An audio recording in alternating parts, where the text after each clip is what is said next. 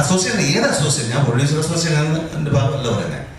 അവർ ഇത്തരം ഇന്നോവേറ്റീവായിട്ട് ചിന്തിക്കണം. എന്താണ് ഇൻഡസ്ട്രിയുടെ പ്രശ്നം? പ്രൊഡ്യൂസർ ശരിക്കും ഞാൻ ഈ പറഞ്ഞ രണ്ട് വിഷയങ്ങൾ അത് വളരെ കാതലായ വിഷയമാണ്. സിനിമ ജയിക്കുവോ പരാജയപ്പെടുമോ എന്നുള്ള വേറെ വിഷയം. പക്ഷെ ഒരു മിനിമം, അതായത് നമുക്കിപ്പോൾ ഒരു സ്ഥലത്തോട് പോകുമ്പോൾ കുറേയധികം പാമ്പുകളുണ്ട്, അതുവഴി പോകരുതെന്ന് പറഞ്ഞു തരാൻ ഒരാളവിടെ ഉണ്ട്. അവിടെ ടോർച്ച് അറ്റ്ലീസ്റ്റ് ഉണ്ട്, പക്ഷെ നീ ടോർച്ച് വെച്ചോ, നീ പോയി അടിച്ചോ, കടികൊള്ളാതെ പോകുമെന്ന് പറയാൻ പറ്റില്ല. ഇങ്ങനെയൊക്കെ ചെയ്യാനായിട്ടാണ് ഞാൻ ഹരീഷിനോട് പറഞ്ഞ കാര്യം. നമുക്കൊരു അസോസിയേഷൻ്റെ ഭാഗം പറഞ്ഞാൽ നമ്മൾ നിൽക്കുമ്പോൾ ഞാൻ 100 പേരുടെ കൂടെ നിൽക്കുന്ന അവരെനിക്ക് തരുന്ന ഒരു പവർ ഉണ്ടോ, അതോ ഞാൻ ഒറ്റയ്ക്കാണോ? ഈ രണ്ട് ഫീലിംഗ് ആണ് നമ്മുടെ ഇൻഡസ്ട്രിയിൽ ഇപ്പോഴും. എല്ലാവരും ഒറ്റയ്ക്കൊറ്റയ്ക്കെന്നുള്ള ഫീലിംഗ് ആണ്.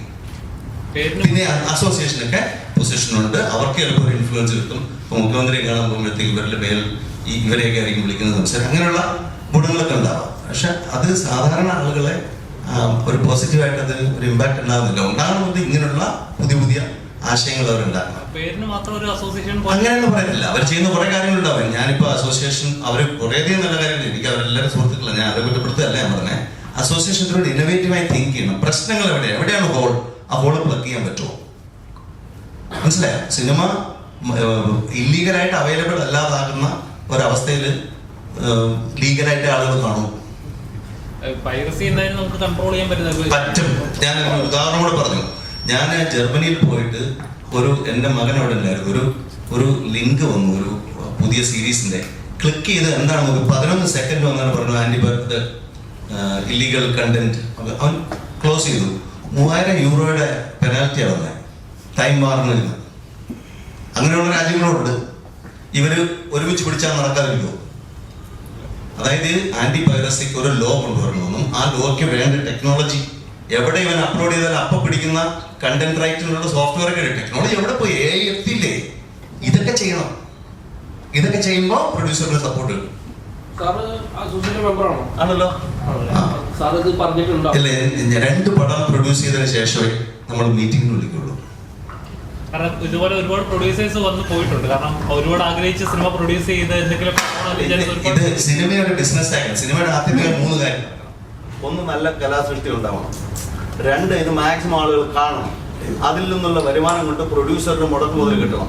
ഇത് 3 നടന്നാലാണ് ശരിക്കും ഈ ഇൻഡസ്ട്രി നടക്കുന്നത്, അല്ലേ? ഇവിടെ ഈ ഓരോന്നിനും എന്തൊക്കെ ഇപ്പോൾ നല്ല കലാസൃഷ്ടി ഉണ്ടാകാനായിട്ട് കോസ്റ്റിൽ ഉണ്ടാക്കണമെന്നുണ്ടെങ്കിൽ നല്ല കലാകാരന്മാർക്കും ക്രൂവിനും ഒക്കെ ആ ഒരു കമ്മിറ്റ്മെന്റ് ഇട്ടാണ്. അവിടെ അത് പ്രശ്നമാണെങ്കിലും പ്രശ്നമാണ്.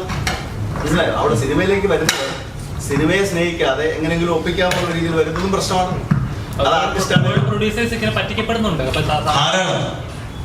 ധാരാളം. ഇപ്പൊ ഞാനിപ്പോ പറയുന്നത് ഞാൻ വിചാരിക്കുന്നത് ഞാൻ പറ്റിക്കപ്പെട്ടിട്ടില്ല എന്ന്.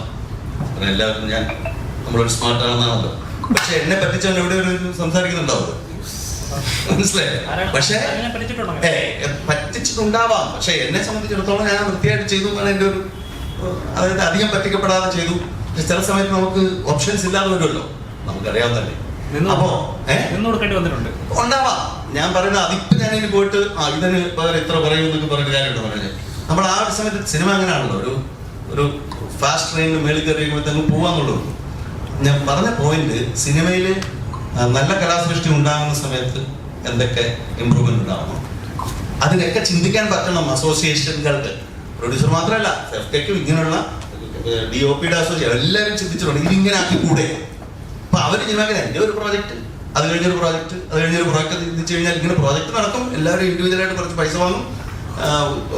ഇത് വർക്കില്ലാത്തവർ വീട്ടിൽ ബുദ്ധിമുട്ടും ഇതൊക്കെ ഉണ്ടാവും. കോവിഡിന്റെ സമയത്തിന് ശേഷമാണ് ഞാൻ പടം പിടിച്ചത്. എനിക്കറിയാം ആ ഓരോരുത്തർ വന്ന് എത്ര കഷ്ടപ്പാടായിരുന്നു ആ സമയത്തെന്ന് പറഞ്ഞത്.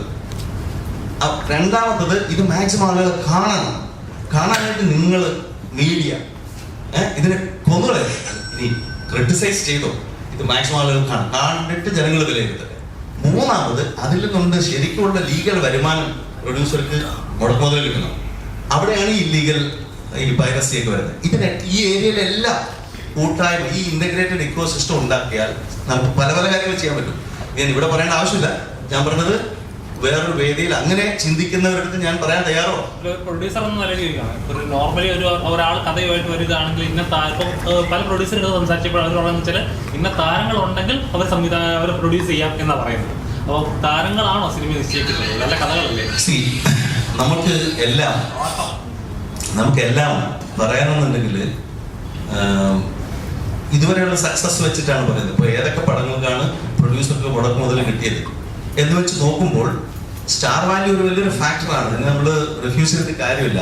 ഇപ്പോൾ അഞ്ച് പടങ്ങൾ റിലീസ് ചെയ്യുമ്പോൾ ഇവിടുത്തെ മെയിൻ ആയിട്ടുള്ള 3 താരങ്ങളും പിന്നെ 3 സാധാരണ പടങ്ങൾ, നല്ല കലാമൂല്യമുള്ള പടങ്ങളാണെങ്കിലും നിങ്ങൾ എവിടെ പോയി കാണും? നിങ്ങളുടെ 1000 രൂപയായിരിക്കും മാസം ബജറ്റ് വെച്ചിരിക്കുന്നത് 4 പേർക്ക് സിനിമ കാണാൻ. നിങ്ങൾ ഏത് സിനിമ ആണോ നിങ്ങളോട് തന്നെ ചോദിച്ചു നോക്കൂ.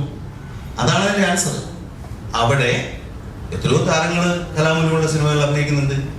അവര് ആ ഒരു രീതിയിലൊന്നും ചാർജ് ചെയ്തിട്ടായിരിക്കില്ല അഭിനയിക്കുന്നത്, എന്നാലേ നടക്കുള്ളൂ.